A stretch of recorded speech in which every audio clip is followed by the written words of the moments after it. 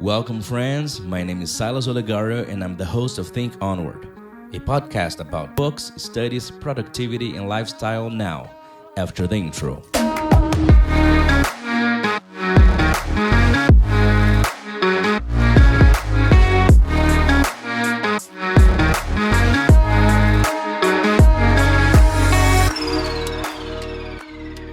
Yeah. Welcome, Think Onward, friends. Today we have a very special guest, my good friend Gil Santiago. Dude, how you doing? I'm good. And where are you talking to us from?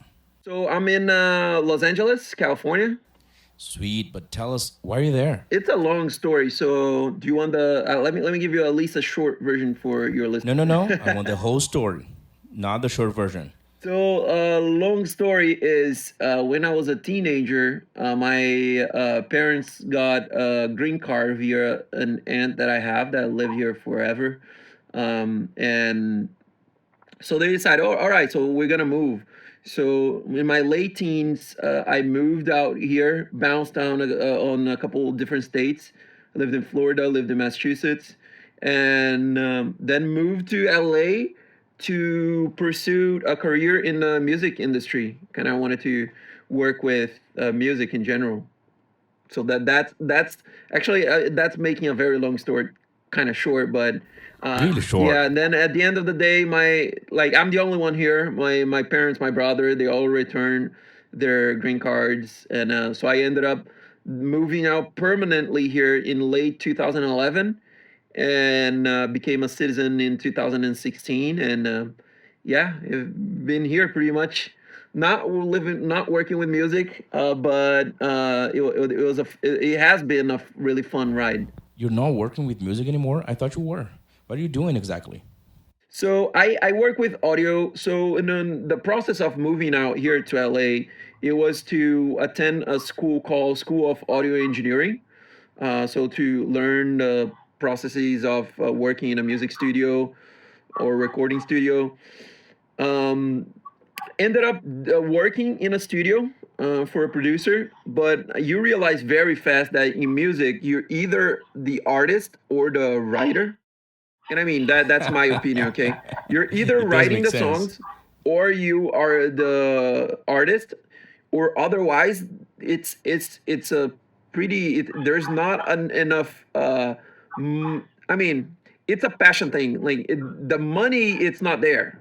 So unless you're the artist or the writer, you're gonna have to live with just enough. And I was making less than minimum wage to work crazy hours, so it was just not worth it for me. Oh my goodness, less than minimum wage? That's crazy. And how'd you fix that? So the good thing is that because I had a really good kind of a foundation in audio in general, I ended up doing a lot of different gigs related to sound. So I did a lot of trade shows. I did audiobooks. So I would edit audiobooks, which is pretty time consuming and tiring, but it's fun because you get to read a lot. But and then I ended up getting a job at Sony to work with Oh, technology, and with my time in Sony, I've been Sony at with like maybe a year and a half. I have been at Sony. I got into a niche of working with audio and sound technologies, and that's what I do now. So it's kind of best of both worlds. Working with what I was trained for, and in a pretty nice company. yeah. Sony is that kind of company that they don't have to prove anything anymore to anyone anywhere in the world. They are just amazing and everybody knows it. That's very good. I like that. But tell us, how's life treating you there in California? Man, we were just talking about that before we start, and California has been with the pandemic. And okay, so going back to answer the proper way the question, the California has been really nice to me. So we have a really great weather here. You have everything accessible to you. We live in within Los Angeles. We live in an area that we have everything walking distance. So we have a really good life here, no complaints. With the Dude, I'm pandemic, sorry to interrupt you, but living in LA with walking distance to places, that's pretty neat. we have a lot of friends that they either don't like where they live or they are looking to move. With the pandemic, things went a little bit sideways here, so um, I feel that it's a time for either opportunity to seize opportunities. People that were well put in life to now make investments. They're set to make some investments here in California, but a lot of people are slowly moving out to other states also. So as we're talking, like people are moving to Arizona, to Texas, Florida. And are you planning to move outside of California? Because I work for Sony, and Sony is a company that Los Angeles is the closest flight to Tokyo, besides Hawaii, of course.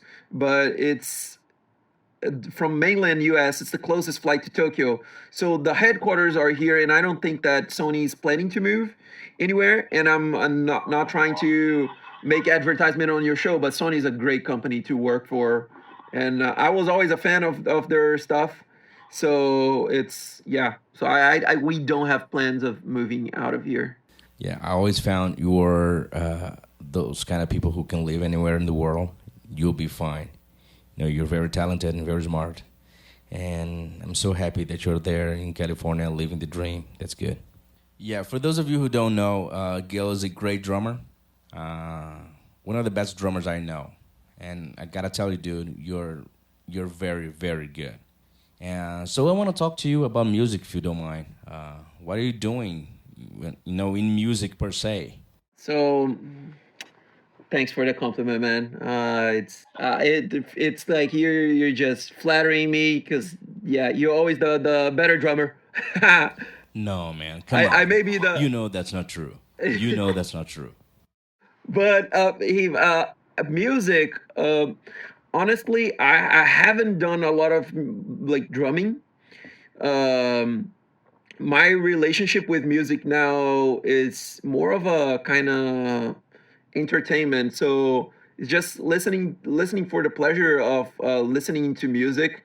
Um, Still, I'm a rock and roll type of guy, so I do still continue to listen to a lot of metal and rock and roll.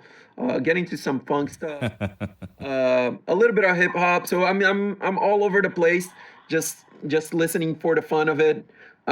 Here and there, I go to a studio just to kind of blast off and stress out and just play some drums. And it really works, right? I think people who don't play the drums, they have no idea how much it works, we can blow off some steam. Yeah. Absolutely. Yeah, no, it's like I imagine that's the feeling that people that do like fighting that they and I love sparring for like boxing or MMA is stress. I imagine that's the same feeling. Yeah, probably the same thing. I know squat about fighting. I know about drums and about playing the drums and about hammering the drums. And it's a great feeling. Yeah, I've been doing this for the last 20, 22 years. Oh my God, a long time. And the best feeling, absolutely. My favorite instrument, definitely. Yeah, we're recording this episode in the end of January. Tell us about your plans for 2021. Of course, the ones you are comfortable sharing. No, I like honestly, we have me and my wife. I'm married, so we do have a couple plans. Major plans is to learn about more, and this is something that I have been procrastinating over a couple of years. Not completely procrastinating, but not diving myself into it, which is to I completely understand. I know how it like is. you do a little bit. I'm gonna learn this, and you learn just a little bit, but not enough. So not as planned. Yeah.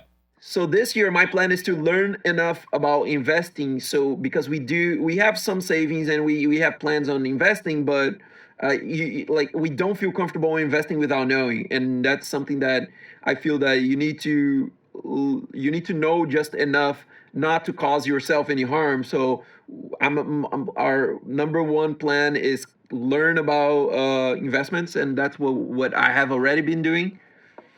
That's one. Um, Okay, Gil, let me stop you right there. when you talk about investments, what are you talking about? Real estate, stock market, what?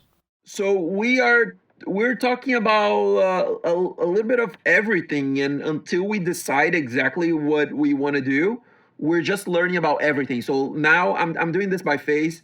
So now I'm learning about real estate investment. So I'm on my second book on real estate investment, and so want to learn about real estate investment maybe until February, just so I know a little enough that I feel comfortable. Then I move to stock market. I have a feeling that we all missed. I mean, not we all, but a lot. Like I missed on the GameStop trend thing. Uh, but I know a bunch of people that didn't. I know a couple of people that just regular people that had maybe, oh, you know what, I'm gonna put $3,000 in this thing, and they make $10,000 and they're out.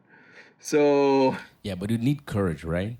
This is so risky. This investing a lot of money in a place where you have no idea when it's gonna pay out or how or if, you know. I this is maybe I don't have enough money. Maybe no, I definitely don't have enough money to have this courage, so it doesn't matter to me. But it's just so risky. yeah, you need to either know what you're doing really well, or have a really low risk aversion. It's like, oh yeah, I'm risky. I know that this $3,000 I might lose it, and I'm okay with this. And then you go for it. And dude, you know I like books, right? So tell us a little bit about this book you're reading. So this book is called Long Distance Real Estate Investing by David Green. The premise of the book is that just because you shouldn't limit yourself to investing in real estate to where you live. And I got this book because I live in California, and honestly, to buy any real estate property here, at least around LA, is just it's just too pricey. It's so expensive that even for you to give the down payment, you need to have a lot of money, because you cannot get an apartment here with less than 300, $400,000. Whoa. And then this price, with this amount, if you had the down payment for a 300, $400,000 apartment, you can get two apartments in a different state. Or maybe if you go far in within California, but if you go away from LA. And the idea is that this guy, he's a police officer. He was a police officer here in Los Angeles, and that's what he did. He didn't have money to invest in Los Angeles, so he started investing in different cities and even out of state. So he has properties in other states, like in Texas, in Arizona, in Nevada. So it's a good book. Yeah, but you got no interest living outside of California, right? At least not for the moment. Yeah, no, we have a really solid tie with what we do now, and it's really related to geographically where California is. So we don't, me and my wife, we don't see us leaving California in the next 10 years. So yeah, probably if we do anything outside of California, it's investment. I see. So you think about investing outside of California, but not necessarily to live there. Very good. I see. Yeah, yeah. Tell me a little bit more about what's going on in your life. I mean, we haven't seen each other in a long time, a year maybe? Yeah, probably even more, I would say. Yeah, maybe two. No more than 2 years, right? I think the last time that I went to Brazil was 2 or 3 years ago. Oh my God, it's been a long time. Yeah, it's been a long time. Yeah, it's time for you to come visit me here. Oh yeah, I remember making plans about it. Remember, Rebecca Yeah. and I, we were talking about this maybe 2 years ago. Yeah, I remember. yeah. I even remember maybe putting this to 2020, but in 2020, when 2020 happened, nothing happened, Yeah. and we have all this process of going to Canada and etc. I mean, when you guys are up in Canada, I'll make sure that we make plans to go visit you guys there for sure. Yeah, once we're in Canada, things will be so much easier for us, for all of us. I mean, 2020 is a year that people stop traveling, but some people tend to think that people stop traveling because of COVID, and that's not necessarily entirely true. You know, work is one of the reasons people stop. Work, exactly. Work. I think that work is probably the biggest one. Yeah, and I mean finances in general. I mean, when was the last time you and Nicole you traveled inside of the U.S.? It was a risky trip, but we went to see my aunt in Georgia, in Thanksgiving. But that being said, it was the only trip that we did in 2020, and we had a lot of trips planned. We postponed a bunch of stuff. Yeah, see, 2020 destroyed people's plans, you know? Yeah, And how do you feel or what do you expect from 2021? I think that people already knows what's coming, so at least we're not unprepared. Like no one's expecting a lot, so it's easier to overcome 2020. I think people are expecting 2021 to be a better year when comparing to 2020. Yeah, I think so too. And maybe it already is. I think so I too. mean, people are being vaccinated all over the world, including Brazil, which is good, you know? Dude, I don't want to take too much of our time, but are there any tips, suggestions, stuff you want to share with people who are listening to us? So you mentioned that this is you want us you want this podcast to be about productivity and books and studying and growing, and Yeah, because I mean, these are the things I'm really passionate about, so I like to talk about these things. But please, you are our guest, so you can talk about anything you'd like. no. Within that subject, I wanna one thing that, and I think that that's kind of a, and it's a less specific topic, but I feel that one thing that I did in my life that changed my productivity by like 100%, it was uh, to get married. I think that, and it's crazy. Hey, I'm not saying, hey, you know it, you want to boost your productivity, get married. But, and I'll explain. Yeah, that'll be a very weird advice. Yeah, but, and I'll explain. People, you should get married just to be more productive. Yeah, don't do it. It's very risky. The reason that that happened is that I got married to a person that is really organized, and I'm very messy. So she fixed, pretty much. She helped me fix all of my messy life. That is so great to hear. I mean, that you changed like this. You were so messy. I remember you 12 years ago. It was difficult. Yeah, and I was extremely messy, and not on just organization in the house. I'm talking about being messy with life, like taking responsibilities. She helped me she forced me to see, if depending on what you want to do, you're gonna need to take responsibility. And I'm not saying, oh, you need to get a partner for that, but it would be good to have people around you for that. So it might not be a marriage, but it might be a friend. But so if one of the big things that I could say to your listeners is, if you're surrounding yourself with people that are not exhausting you to move you forward, they are definitely keeping you behind. So if you're not uncomfortable, Wow. if you don't have people around you that make you uncomfortable to where you are, means that they are dragging you behind.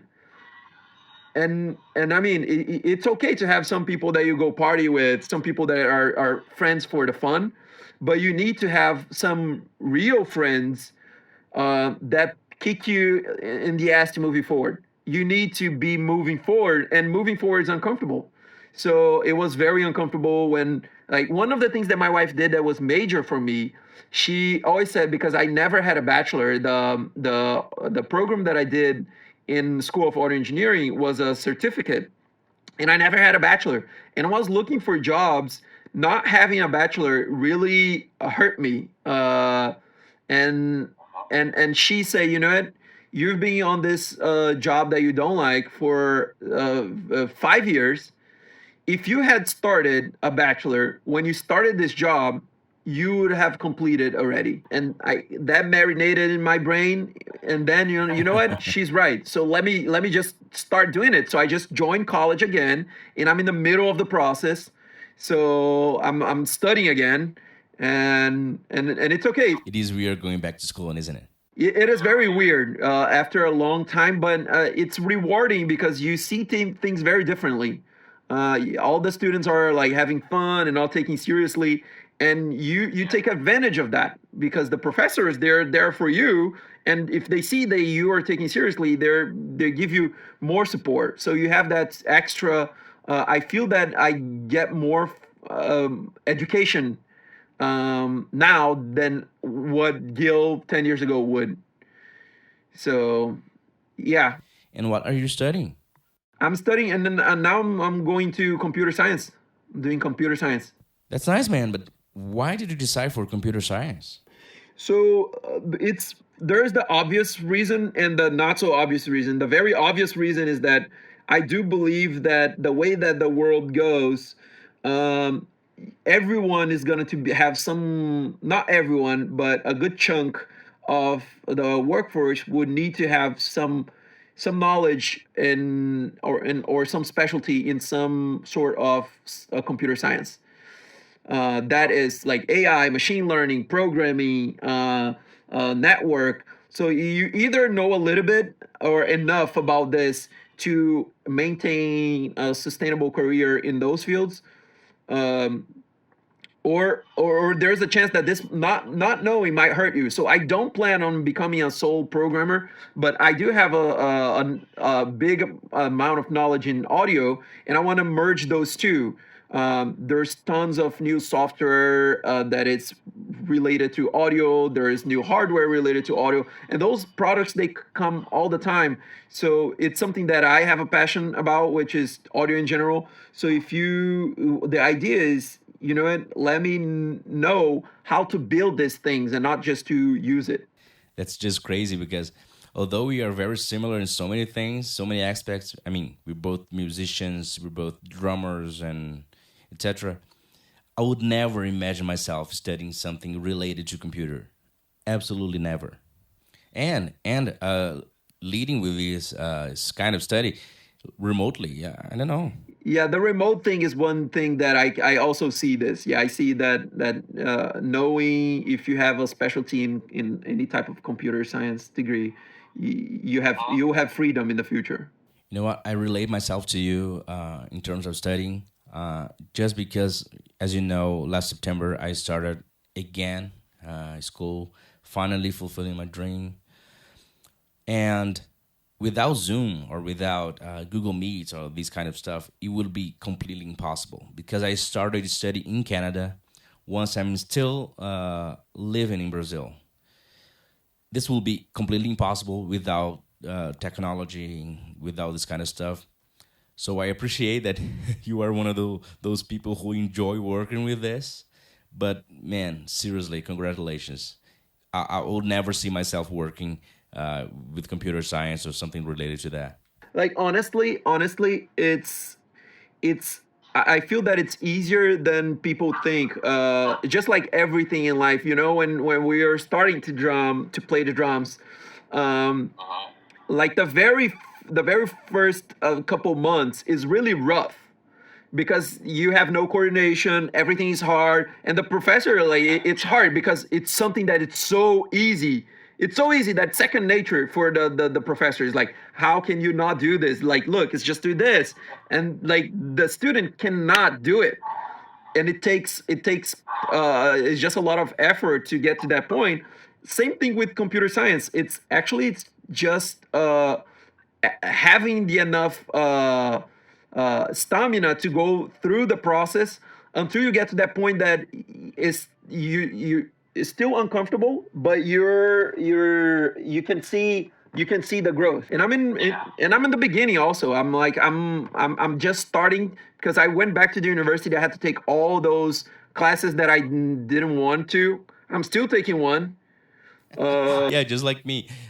Last term was crazy. I was taking math, three different classes of math, English, like the first English and the second English. Yeah, I'm It's taking it's weird. philosophy this next Oh semester no, philosophy. and physics. The weird and but actually interesting thing about going back to school is that, well, for myself, only speak for myself. I'm a 32-year-old man, 32-year-old married man. So I don't fool around. Yeah. I actually know what I want and I know why I'm there. So when comparing myself to other students, they are so much younger, most of them, and they are still figuring out what they want to do afterwards, and they don't want to study. And although some subjects is, I hate this, I hate that. Okay, that's normal. But I know that's part of the process, you know. And I don't want to look down the road. I mean, 10 years from now, and oh my God, I should have gone through that process of going through the philosophy class, the physics class that I hated, all those things because I know where I want to get, and I waited so much to get to this point where I can finally fulfill my dream as being becoming a physician, Yeah. and I think I know it's all part of the game, you know. Yeah, no, yeah, that's amazing. Yeah, congratulations. It's a rough decision to do. And you talked before about Nicole, and I forgot asking that classic question we all get once we get married. Kids, when are they coming? We have three Yorkshires, Sushi, Oh Alvin, and man, come Tori. on. For now, that's it. We all listen to these questions, right? Once we're dating, okay, when you're getting married. Then we get married. Okay, when you're having kids, just never stops. Yeah, if you follow that line, and you're gonna end up with the last question, which is, hey, when you gonna die? Okay, but seriously though, any plans for raising the family? Not now. It's just we were just extremely focused, and I won't say that it's a distraction because I see kids as a blessing. But Amen. it is a blessing that there is a cost of time and effort, and if you don't budget that into your life, like I see people that they get married and also they have kids, and the kids, they bring chaos, because that's what kids do. They bring chaos to your life, and that breaks apart the relationship. So I think that people either need to, and that's just my way of thinking, you either need to be ready for it, or you need to have enough support system that could handle the stress. So where is just me and my wife here. I do have my mother-in-law is here, so it is some sort of support system. But let's say that if I was living in Brazil with my whole family there, probably would be different, because we will have a lot of support system that would say, yeah, let's pull the trigger. But now I think that we are more considerate of when is the good time. And of course, it's up to her. It's not up to me. I'm just gonna enjoy the ride. She's the one that's gonna get pregnant. of Yeah, as men, we like to think that we have any kind of control, but in the end of the story, is the woman. She's the one who decides when is the time when she wants, and because her body is the body that is going to go through a lot of changes. Our part is fairly easy compared to theirs, absolutely, and I really like what you said. Once we decide to have a family, to grow the family, to start having kids, and etc., people immediately go and think about the finance part. I know it's important, but some things, in my opinion, they are so much important, so much more important. I mean, the couple needs to have a solid relationship, right? When you don't have a solid relationship, what you're doing, you're actually bringing another person into the world, thinking that this one little small person who depends 100% on you is gonna fix your problems as a couple. So once you have a good relationship, and I thank God for my wife, Rebecca and I, we have a great relationship, and we enjoy being with each other. We enjoy life together. And when we think about having kids, it's just because we want to bring another person into this world, bring another person into this loving relationship we have with one another. Yeah, I shared same views. Same views.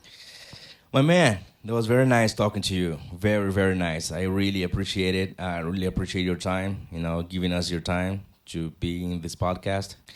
And I think for a next time, and he's probably listening to us right now, we should do it together, you, Joey, and me. What do you think? I think it would be great, right? I love it. I love it. Let's do it. Dude, thank you so much for being part of this podcast today. Thank you. Thank you. Thank you for having me. Invite me more times, many times, all the times. Many times. I'm down. That's great. Very good, dude. All right. Thank you, everyone. No, man, thank you for being part of this podcast. No, this episode was great. And a huge thanks to everyone who's listening. I hope you had a great time, just as I did. And remember, keep thinking onward and have a great week. See you next time. Bye.